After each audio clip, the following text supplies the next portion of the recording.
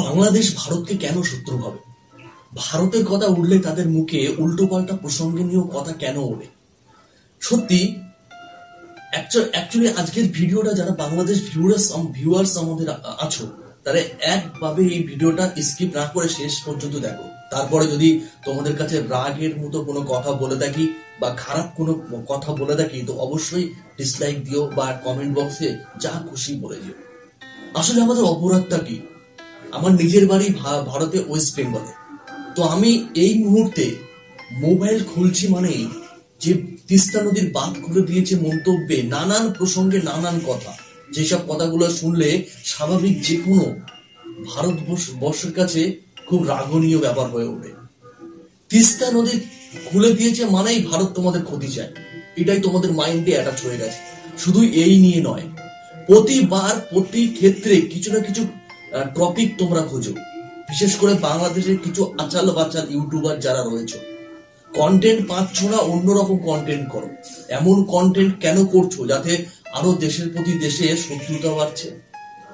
তিস্তা নদীর কেন বাঁধ ভেঙেছে? আরে মূর্খরা, তোমরা এটা কি জানো যে কেন তিস্তা নদীর যে বাঁধ রয়েছে সেগুলো কেন খুলে দিয়েছে? ড্যামগুলো কেন খুলে দিয়েছে? গাধার দল উল্টো পাল্টা মন্তব্য করলেই সব সলিউশন পাওয়া যায় না। জলগুলো কোথা দিয়ে আসছে? কোথায় মেঘালয় টেঘালয় দিয়ে যে জলের সারা বছর ওখানে বৃষ্টির ভাবটা খুব বেশি থাকে। এই টাইমে বিশেষ করে বৃষ্টির সময় জলের প্রেশারটা অত্যাধিক থাকে। আমরা যদি বাঁধটা না খুলে দিই, কোন রকম ভাবে জলের প্রেশারটাকে যদি আমরা নিয়ন্ত্রণ না করি, এমন দেখা গেল ড্যামটাই ভেঙে গেল। এখন তো ভেসে আছো, তখন না পুরো ভাসিয়ে কোথায় নিয়ে যাবে অস্তিত্ব খুঁজে পাবে না নিজেকে। তো মূর্খ যে ইউটিউবাররা, ভালো করে বলছি, জিনিসগুলো দেখো, বোঝো, তারপরে সেই নিয়ে মন্তব্য করো। তিস্তা নদীর ড্যাম খুলে দিয়েছেই মানে ভারত তোমাদের ক্ষতি চায়, ভারত তোমাদের শত্রু। পাশাপাশি এও বলছো যে পাকিস্তান আমাদেরকে নিয়ে আন্দোলন করছে, আমরা অসুবিধা আছি বলে পাকিস্তান আমাদের পাশে আছে। নিজের পায়ে নিজে কুড়ুল তোমরা মেরো না, কারণ তোমরা নিজের মনকে প্রশ্ন করলে সব উত্তর পাবে যে ভারত তোমাদের কত দিক থেকে কত রকম ভাবে হেল্প করে।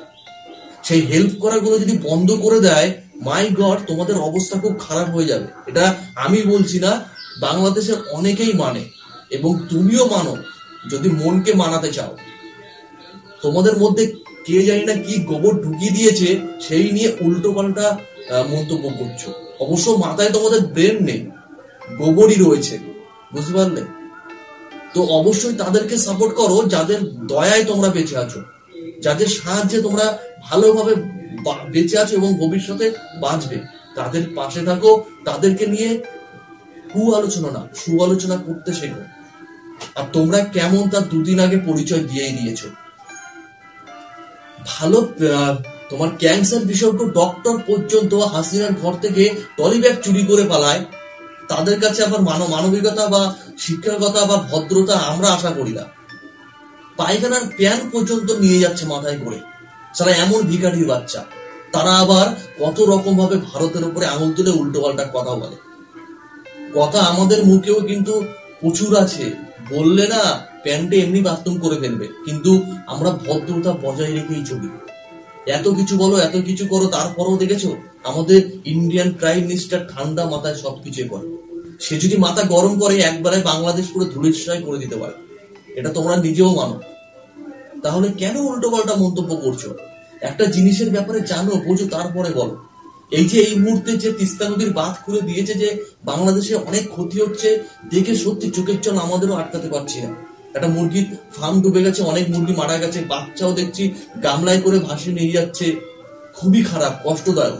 কিন্তু এই পরিস্থিতিতে এই সিচুয়েশনটা যদি মেনটেন না করা হয়, যে বাচ্চাকে হয়তো গামলায় করে ধরে নিয়ে যাচ্ছে, যদি ড্যাম ভেঙে যায় জলের প্রেসারে, তাহলে কিন্তু সেই বাচ্চার অস্তিত্ব খুঁজে পাবে না। তাহলে বুঝতে পারছো পরিস্থিতিটা সেই মুহূর্তে কোথায় গিয়ে দাঁড়াবে। তো অবশ্যই বাংলাদেশ ইউটিউবারদের কথা বলছি, ভিউ পাওয়ার জন্য, সাবস্ক্রাইব পাওয়ার জন্য উল্টো পাল্টা ভাট বকো না, এতে শত্রুতা দেশের প্রতি দেশ বাড়ে। কিন্তু বারবার বলছি, আজকের এই ভিডিওটা করার উদ্দেশ্য এটাই। কালকে আমি বেশ কিছু শর্ট ভিডিও যত দেখছিলাম, ম্যাক্সিমাম সব বাংলাদেশের রিলস আসছিল, আর এমন এমন কটক্ষ ভাবে কথা বলছিল, সত্যি খুব খারাপ লাগছিল। মূর্খ মূর্খই হয়, তার প্রমাণ তোমরাই দিচ্ছ। তোমরা স্মার্টলি কিছু বলছো না। তুমি মনে করছো হয়তো আমি স্মার্টলি কিছু বলছি, উচিত কথা বলছি, বাট তুমি তোমার মূর্খের পরিচয় দিচ্ছ। নিজেকে চেঞ্জ করো, আর যারা হেল্প করে তাদের সর্বদা প্রশংসা করো, যাতে তারা আরো তোমাদের প্রতি ভদ্রতা জিনিসটা আরো বাড়িয়ে দেয়, সাহায্যের বার্তা বা সাহায্যের হাতটা আরো বাড়িয়ে দেয়। তোমরা একবার বুঝতে পারছো না, আমাদের বাংলাদেশ যদি রপ্তানি বন্ধ করে দেয়, আমদানি রপ্তানি বন্ধ করে দেয়, তোমাদের অবস্থা কোথায় যাবে? একবার চিন্তা ভাবনা করো। নিজে তো ক্যামেরার সামনে উল্টোপাল্টা বলেই যাচ্ছ, নিজের ফ্যামিলির চিন্তাটা একবার করো। বেঁচে থাকতে হলে ভারতের সাপোর্ট করো, ভারতকে ভালোবাসতে শিখো। পাকিস্তান হোক, আফগানিস্তান হোক, বা তোমার সাউথ আফ্রিকা হোক, ওরা কিন্তু তোমাদের খাওয়াতে আসবে না, এই কথাটা সর্বদা মনে রাখবে। আর শেখ হাসিনা এখন নেই, তোমাদের দুর্ভোগ এমনি শুরু হয়ে গেছে। কাকে হারিয়েছো তোমরা এখনো বুঝতে পারছো না। যে সর্বদা দেশের কথা ভাবতো, তাদেরকে দেশ ছাড়ার মতো পরিস্থিতিতে নিয়ে গেছো। আর তোমরা আন্দোলন নয়, শেখ হাসিনার বাড়িতে আন্দোলন নয়, তোমরা সবাই দল বেঁধে চুরি করতে গেছো। দিনে দুপুরে তোমরা চুরি করেছো, এটা সবসময় মাথায় রাখবে। ভালো থেকো। ভিডিওটা কেমন লাগলো শেষ পর্যন্ত দেখতে বলেছিলাম, খারাপ ভালো কি কথা বলে অবশ্যই কমেন্টে জানাও।